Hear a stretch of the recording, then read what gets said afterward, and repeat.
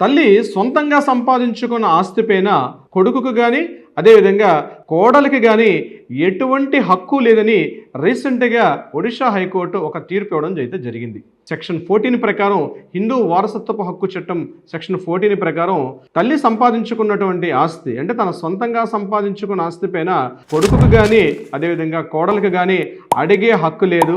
ఇమీడియట్గా ఆ హక్కు పూర్తిగా తల్లిగా వస్తుంది. అంటే తను ఇష్టపూర్వకంగా వీలునామా రాసుకోవచ్చు, లేకపోతే ఆ ప్రాపర్టీని తనకి ఎవరికి ఇష్టం ఉంటే వారికి కూడా రాసుకోవచ్చు అని చెప్పి రాసి ఇవ్వచ్చు అని చెప్పి ఒరిస్సా హైకోర్టు రీసెంట్గా ఒక తీర్పు ఇవ్వడం కూడా జరిగింది. ఇక ఈ కేసు ఏంటి, ఈ కేసు నేపథ్యం ఏంటని వివరాల్లోకి మనం వెళ్ళగలిగితే ఇక్కడ చంద్రమణి సమల్ అనే ఇతరులు అదేవిధంగా ఈ కొడుకు కోడలు ఇద్దరు కూడా తల్లి సంపాదించుకున్నటువంటి ఆస్తులను కలిసి జీవితం సాగిస్తున్నారు. అంటే పెళ్ళి అయిపోయింది, పెళ్ళైన తర్వాత కూడా కొడుకు కోడలు పిల్లలు కూడా అదే ఇంట్లో ఉన్నారు. సరే ఉంటే ఉండొచ్చు కాక, కానీ వీళ్ళు ఏం చేస్తారంటే ఆ తల్లికి అనేక రకాల ఇబ్బందులకు గురి చేస్తున్నారు. మానసికంగా, శారీరకంగా, ఆర్థికంగా అనేక ఇబ్బందులకు గురి చేస్తున్నారు. ఈ ఇల్లు మాది, ఈ ఇంటి నుంచి తక్షణమే ఖాళీ చేసి వెళ్ళమని చెప్పి ఆమెను అనేక రకాలుగా ఇబ్బంది పెట్టే ప్రయత్నం చేశారు. ఆమె ఇమీడియట్గా దీని మీద 2019లో కోర్టుకు కూడా వెళ్ళడం జరిగింది. ట్రయల్ కోర్టు, లోవల్ కోర్టుకు సంబంధించి సివిల్ కోర్టులో కేసు దావా కూడా వేశారు. ఈ ప్రాపర్టీ 1989లోనే తన పేరు మీదుగా కొనుక్కున్నానని చెప్పి, అంతేవిధంగా ఈ యొక్క ప్రాపర్టీ ఏదైతే ఉందో ఆ ప్రాపర్టీ పూర్తిగా నా స్వార్జితం, అంటే నేను సంపాదించుకున్న ఇన్కమ్ ద్వారా సంపాదించుకున్నాను కాబట్టి దీని మీద ఎవరికి కూడా హక్కు లేదు అని చెప్పి ఆమె కోర్టుకు వెళ్ళడం కూడా జరిగింది.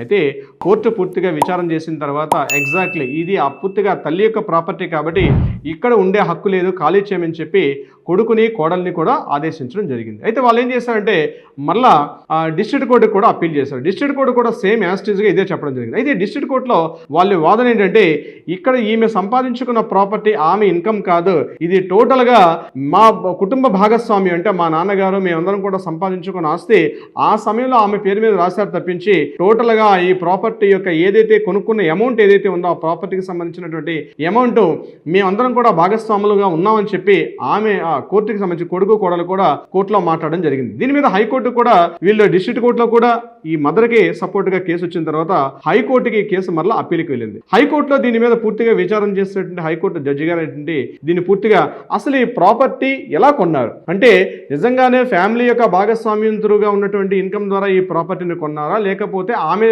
స్వాధీనంగా సంపాదించుకున్నారని చెప్పి ఒక 9 రకాల క్వశ్చన్ ఫామ్స్ తయారు చేసి దీని మీద విచారణ కూడా చేయడం జరిగింది. కోర్టు ఉన్నటువంటి ఆధారాలు, సాక్షి ఆధారాలు అన్ని కూడా పూర్తిగా విచారించిన తర్వాత అక్కడ కోర్టు చెప్పిన విషయం ఏంటంటే తల్లి తన స్వాజితంగా కొనుక్కున్నటువంటి ప్రాపర్టీ కాబట్టి తల్లి స్వాజితంగా సంపాదించుకున్న ప్రాపర్టీని మనం ప్రీవియస్ ఉన్నటువంటి గంగమ్మ కేసుకు సంబంధించి కూడా ఒక రిఫరెన్స్ ఇస్తూ సైటేషన్ కూడా కేవలం సెక్షన్ 14 ప్రకారం తల్లి యొక్క ఆస్తికి పూర్తిగా తల్లి మాత్రమే ఆవిడ స్వాధీనం ఉంటుంది కాబట్టి ఇమ్మీడియట్గా ఆ ప్రాపర్టీని కొడుకుని కోడల్ని అదేవిధంగా ఇంటి నుంచి ఖాళీ చేయమని చెప్పి హైకోర్టు కూడా జడ్జిమెంట్ ఇవ్వడం జరిగింది. అంటే ఇక్కడ విషయం ఏంటి, ఒక తల్లి తను సంపాదించుకున్న ప్రాపర్టీ అది తను స్వాధీనంగా సంపాదించుకున్న ఆస్తేనా లేదా తనకి స్త్రీధన రూపంగా వచ్చినటువంటి ప్రాపర్టీ అయినా సరే ఆ తల్లి అనుభవిస్తున్న ప్రాపర్టీ మీద అటు కొడుకు కానీ కోడలు కానీ మనవలు కానీ ఒత్తిడి చేసి ఆ ఇంట్లో ఉంటామని చెప్పి బలవంతం చేయడం సరైనది కాదు.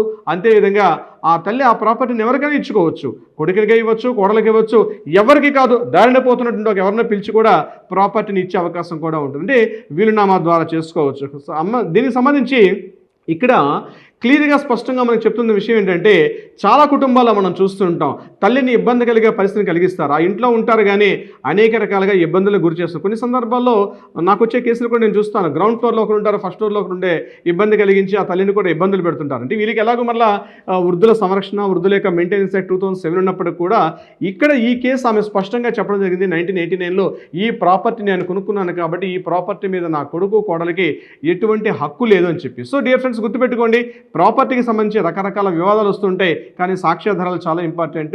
మీరు మీ ప్రాపర్టీని ఎంత కష్టపడి మీరు సంపాదించుకుంటారో ఆ ప్రాపర్టీని అంతే విధంగా దాన్ని నిలబెట్టుకోవడం కూడా చాలా most important. So dear friends దీనికి సంబంధించి సివిల్ కేసులు అంటే ఈ యొక్క స్థలాలు కానీ వీటికి సంబంధించి మీకు ఏదైనా ఇష్యూస్ ఉంటే కింద స్కూల్తో మిమ్మల్ని కాంటాక్ట్ చేయండి. తక్షణమే మా లీగల్ టీం మీకు అప్రోచ్ అవుతారు, కావాల్సినటువంటి సలహా సంప్రదింపులు ఇచ్చే ప్రయత్నం కూడా చేస్తారు. సో ఏదైనా గుర్తుపెట్టుకోండి, ఒక ప్రాపర్టీని పర్చేజ్ చేయడం ఎంత ఇంపార్టెంటో పర్చేజ్ చేసే ముందు ఆ ప్రాపర్టీ యొక్క వివరాలు అడ్వకేట్ని అప్రోచ్ అవ్వడం, ఆ యొక్క డాక్యుమెంట్ వెరిఫికేషన్ చేసుకోవడం చాలా most important.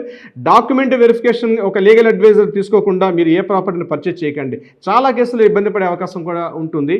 Thank you so much my dear friends.